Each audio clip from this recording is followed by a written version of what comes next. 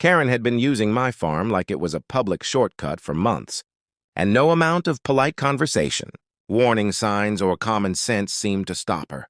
I own a quiet stretch of farmland just outside town, a dirt road cutting through it that looks like a convenient pass-through, but it's private property, clearly marked with posted signs and a locked gate. She kept driving around.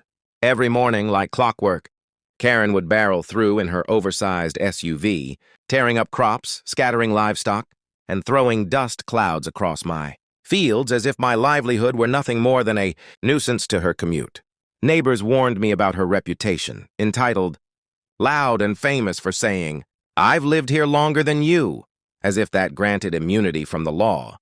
I tried everything the reasonable way first. I spoke to her face to face, calmly explaining that the road cut straight through active farmland and that her driving was damaging irrigation lines and frightening animals. She laughed in my face and told me to build a fence if you don't like it. I installed new signs. She ripped one out. I added reflectors. She ran them over. I contacted the county. They told me to document everything. Meanwhile, the damage kept piling up. Deep tire ruts, crushed seedlings, and one close call where a calf nearly got hit.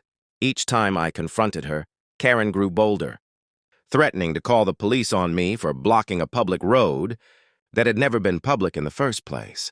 The breaking point came early one morning when I discovered my newly planted section completely destroyed. Tire tracks carved deep into the soil like scars. That damage wasn't just frustrating, it was costly. I gathered all my documentation, property surveys, title records, timestamps, and months of video footage from trail cameras clearly showing Karen driving through my land despite the warnings. This time I didn't argue. I didn't chase her down. I let the law and consequences do the talking.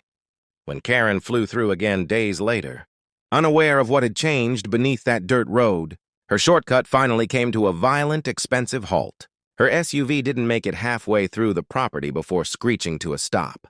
Tires shredded, vehicle immobilized, Karen storming out, screaming into her phone about sabotage and criminal farmers. Within minutes, sheriff's deputies arrived, called by Karen, herself fully expecting to arrest me. Instead, they reviewed the footage, examined the posted warnings, and checked the county records. The road was mine. The property was mine.